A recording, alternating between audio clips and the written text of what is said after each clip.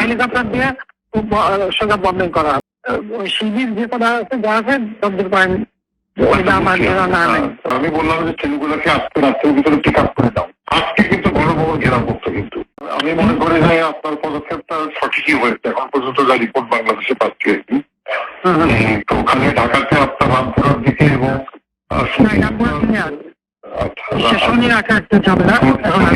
কিছু মোল্লারায় 41টা মাদ্রাসা আছে, ওই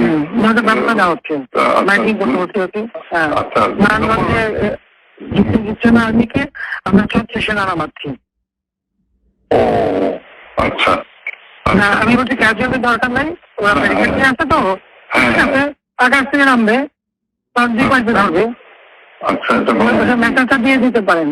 আচ্ছা, 36 সেনা পাঠানো হচ্ছে, হেলিকপ্টার দিয়ে সোজা বন্ধন করা হবে। আচ্ছা, হেলিকপ্টার যাচ্ছে উপর দিয়ে মারবে। আচ্ছা, উপর থেকে সাউন্ড কম যাবে আর কি। ঠিক আছে, যেটা গেল। আমি একটা পয়েন্ট আপনার একটু নজরে আনার জন্য রিকোয়েস্ট করতেছি যে কাশ্মীর তো 2-5 দিন আচরণ চললো, কিন্তু কাশ্মীর পরে যাতে আর মিছিল না নামতে পারে সেই জন্য একটা হোমওয়ার্ক করতে করা দরকার। যে উত্তরা, পাড্ডা, গুলশান, যাত্রাবাড়িতে যারা মিছিল লিড করছে সেগুলো চিহ্নিত আর কি, ছাত্রদল, বিএনপির ছেলেরা শিবিরে। তো সেই ছেলেগুলো মানে ধরেন রিজভিকে অ্যারেস্ট করা বা রুলকে অ্যারেস্ট করা ইম্পর্টেন্ট না, ইম্পর্টেন্ট হচ্ছে যে মিছিলটা লিড করেছে। আমি আমার কুষ্টিয়া জেলাতে এসপি সেভাবে অলরেডি তালিকা করে ফেলতে, ওখানে কোনো সংঘর্ষ হয়নি।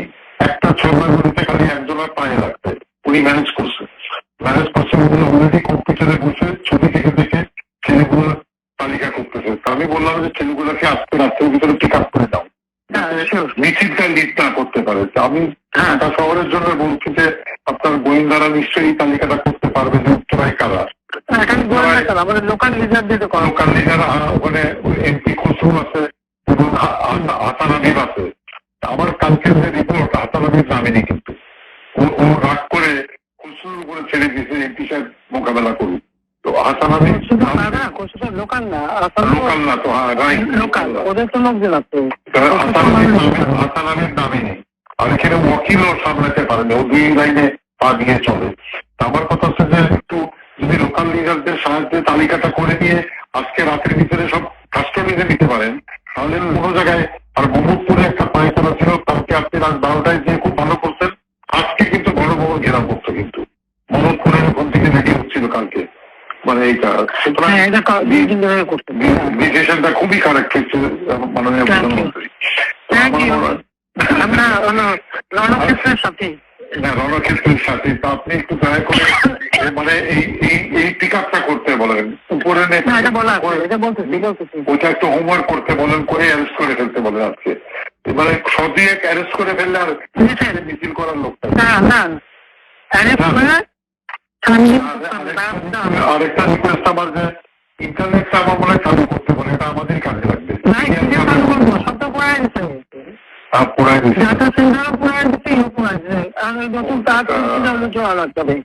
এটা হলে আমাদেরও মানে এই যে আমি যে কথাটা বলবার চেষ্টা, আমি 71-এ 8টার সময় যাবো, একা কথা বলবো। আমি বলবো যে সরকারের সঙ্গে কোটা আন্দোলনকারী পুরো বিরোধটাই সরকারের সঙ্গে বিরোধত্বে নাশকতাকারী বিএনপি জামাতের। বলেছেন এই জিনিসটা প্রোপাগান্ডায় আনতে হবে। যদি ইন্টারনেট থাকে, গণমাধ্যম দিয়ে আমরা পুরো নিউজে ট্র্যাক করে দিলাম যে আমি তো আর আনবো টানবো না, যদি অন্য সরকার আসে তখন আনবে। আমি দিচ্ছি ইন্টারনেট, ওরা পুরো থাকুক, ওইটা একদম পাবে।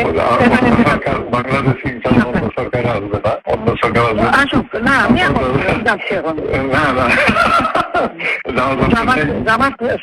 জামাত সাহিত্য আপনার যা যা লোক আছে তালিকাগুলি আপনারা করান, আমরা করাচ্ছি। জামাত শিবিরের আবার মেরুদণ্ড ভেঙে দেন ঢাকা শহরে একেবারে। আমি বাদ বাকি আমাকে যেটা বলবেন আমি ইনশাল্লাহ করবো না। ওই তালিকাগুলি তো করে ফেলান, আর এই সুতা যা পারেন, ওই শিবির যে কথা আছে যা আছে তদ্দুর পারেন, ওইটা আমার না। ওকে, ঠিক আছে, আচ্ছা।